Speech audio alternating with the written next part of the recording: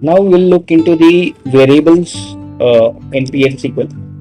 So, like I said, in the declare section,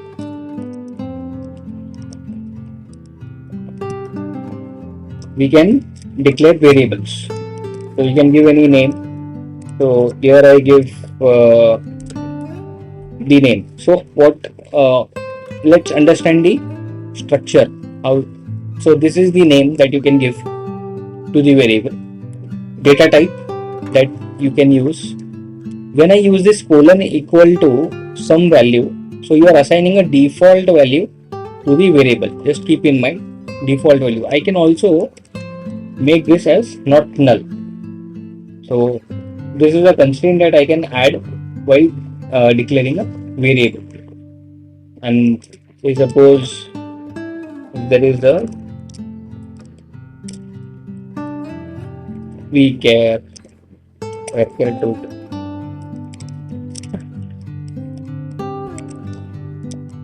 something like this. So you can declare these different kinds of variables. So this is by default. There is a constraint here, right? So v count can never be null.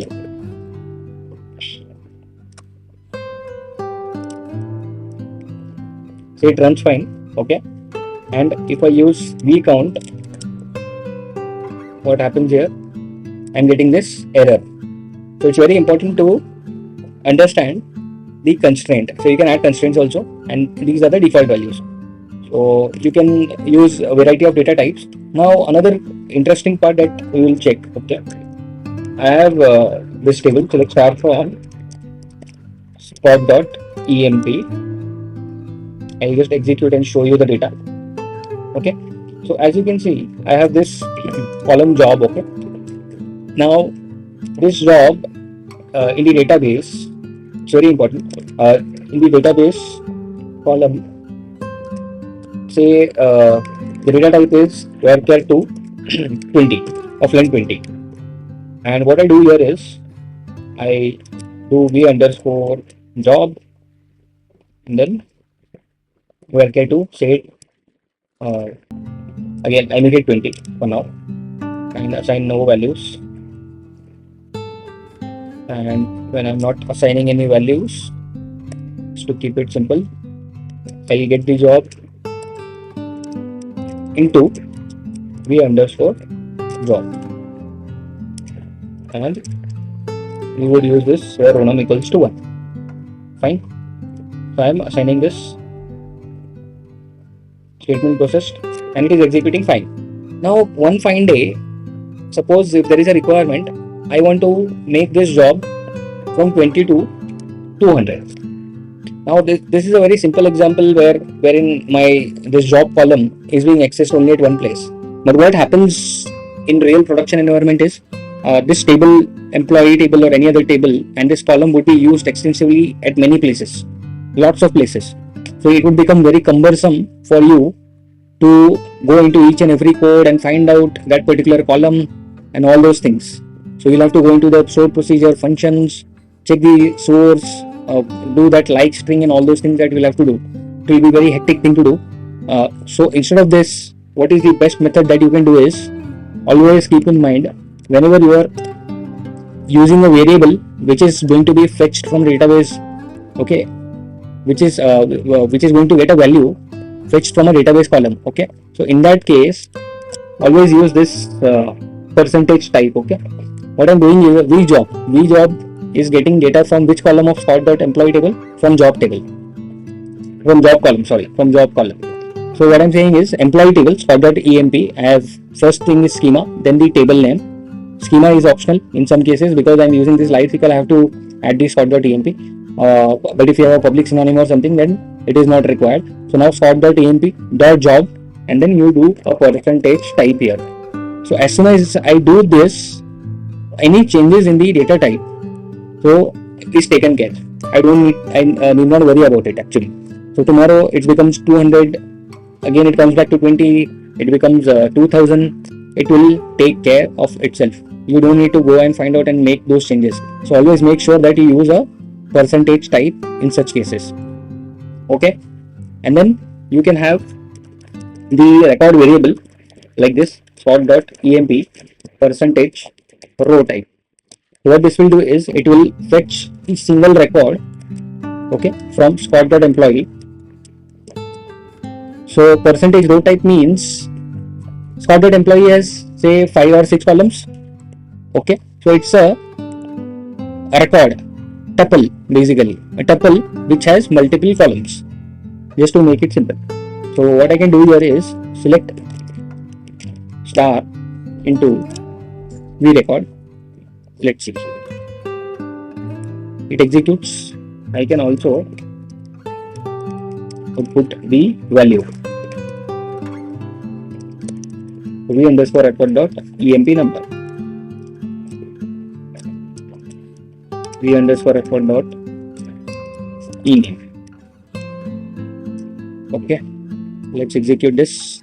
See, as you can see, I've not added any space or something. Yeah,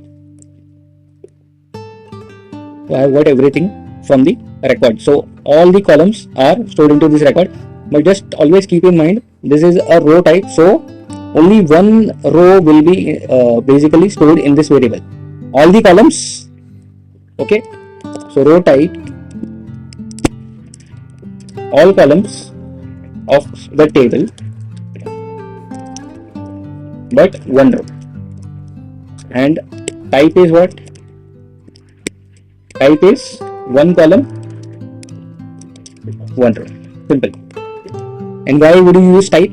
You would use type because if later on, if there are changes in the data types of the columns in the table, and the values are fetched from the database and stored in those variables, then your impact becomes very less, and you would have very less work later on, especially in the production environment where there are later on, as you are working, your application is working, there could be hundreds of changes coming in later on. Like initially the name would be like 30 characters, but because of some client requirement the name became 50 characters or 80 characters or 100 characters. It's very important that you use these kind of variables, or when you declare the variables as percentage type, percentage row type, and all those things.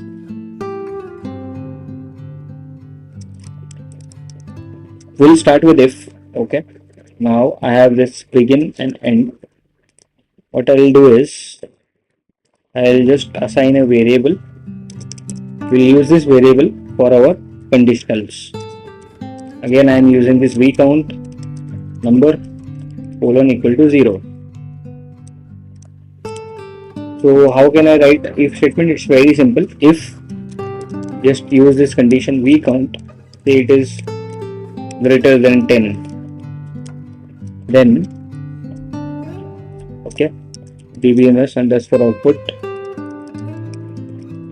underscore line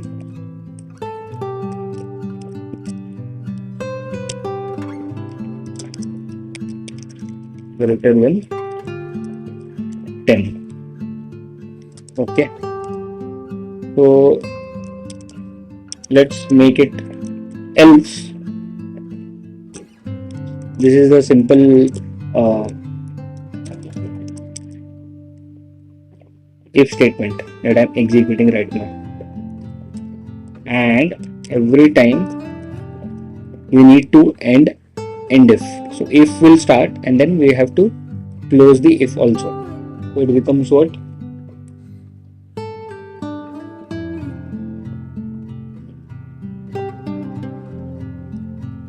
There we go.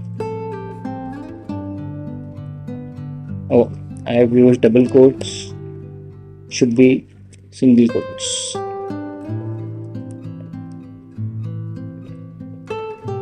Single quotes. Yeah. So now I run. Okay. So it's 0. So that is why name. Now suppose if I want another condition, so what I can do is else if. So this is how you write the else if in the PLSQL. Else if it is equal to 10, we'll just equal to 10. equal to 10. Okay, so we get equal to 10. And just make a note of this. Assignment is colon equals to, and when you are comparing, it is only single equals to. Just always keep this in mind. Keep this in mind. And then we have other operators also, greater than, equal to, less than, equal to, something like this, less than, equal to, less than. Okay, so these are the operators that you can use in the PLSQL. And you can also do something like this, else if. So inside else you can create another nested if. Okay, say v count is greater than 5, then something like this. Just you can have nested if and end if.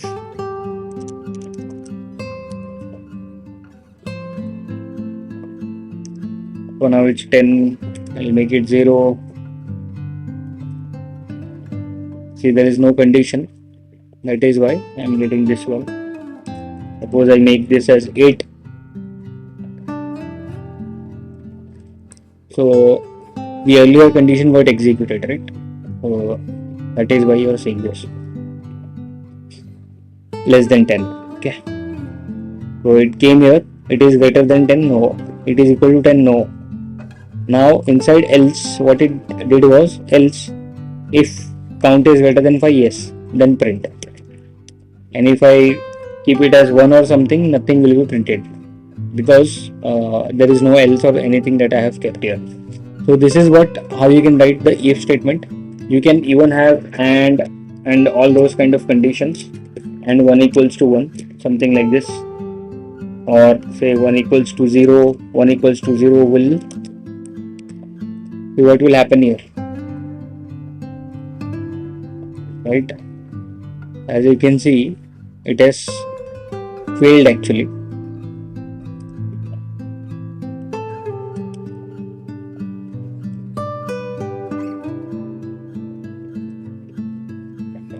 Yeah, this is the correct output.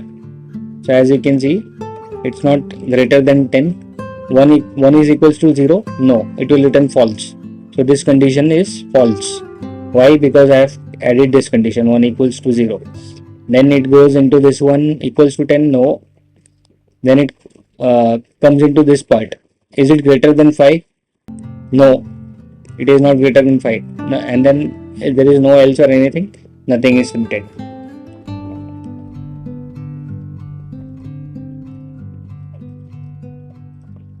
So this is about the if statements. Let's move on to the next one, the loops. Okay, so we have one of the loops that we had seen in the cursor executions. So this is loop and end loop. So how you can stop any loop? Exit when some condition is true. Say v count is equal to say 5. So what I am going to do is, I am just going to reduce the value of v count by 1. Fine. We'll do a dbms output.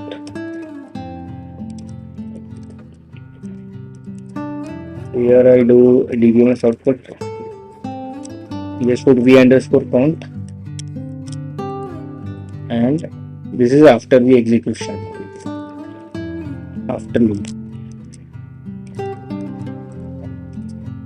So in the after loop you will see what is the, as you can see, 11, then it became 10. Exit when v count equals to 5, it is not 5, it is 5, it came out. Okay, as soon as it became 5, it came out and then it printed here. So hopefully this is clear about the loop and loop. We'll use while here. While v count is greater than equal to 5, I'll do while and end loop, and then it will keep printing here.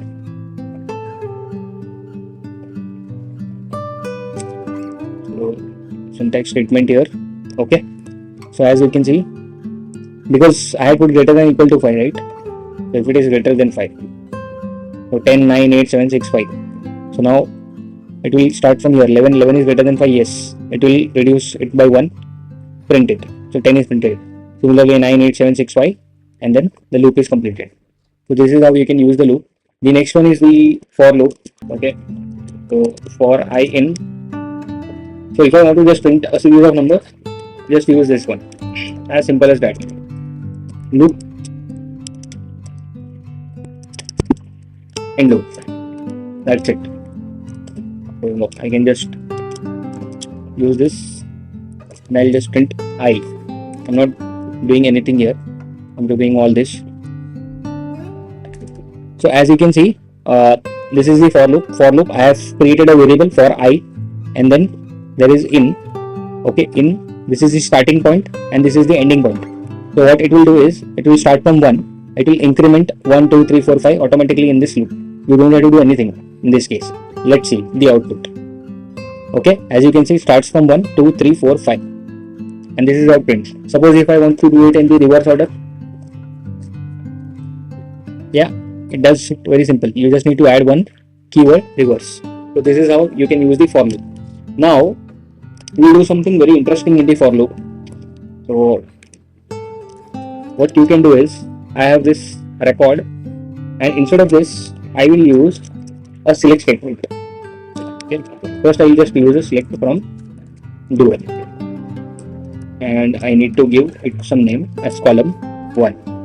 What I'll, as you can see, this is the for loop, this is the variable. Okay, this is a record variable, or you could say it's a cursor variable. Just keep in mind, it's a cursor variable, because now I am returning a cursor. When I am writing a select query, then I am returning a cursor. So now it's a cursor variable, and then this is a dummy thing that I have created. Select one from dual. It's a dummy select query. Now, how do I print the value of this column 1? Very simple. Record dot name of the column. So this variable dot the name of the column. So let's see. See, as you can see, the output is 1. Now what I'll do is, I will take this one, employee number, e-name, job, department number from scott.emp. Okay, so now I'm getting multiple columns from this table and all the rows. Okay, so this is the cursor record, you could say. Now I'm getting the record. Okay, now what this record will do, I can print something like this: record variable name dot and the column name. Just keep this in mind, and then you can display all the variables that you want, or the values that you want. See, as you can see here, so I can add your anything, department number. Let's do this. Yeah, I'm getting department number also. So this is how you can use the cursor. Now what I'll do is, I'll move this in the declare section. Cursor see employee in. Okay, I don't need this brackets here. I'll just remove this one, and now instead of the select query, I am putting this one. You will get the same output.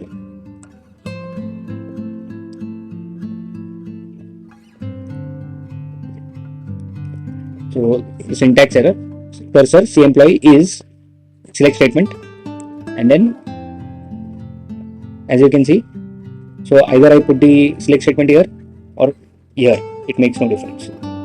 Okay, I can even pass a parameter. Okay, so how do I pass the parameter? Employee number. So these are called as parameterized cursors. So I'm just covering this parameterized cursor in this one. So I'll just put this where emp number, or let me put it as t underscore job, and then we will do perfect. So the job is, or job say I'm passing the first value of job, so I'm using like. Okay, so this is cursor name, correct? And then we have the parameter name and the data type of that parameter. And in the select statement, I have this select statement from the table, and then we have the column name like filter, whatever filter that we want. Now instead of this, sorry, I made a mistake here. Let me put it something like this. Okay, for now, instead of like, let me just put everything here. I'll just check what are the jobs available in this table. Okay, so we have manager. So let me first pass the manager.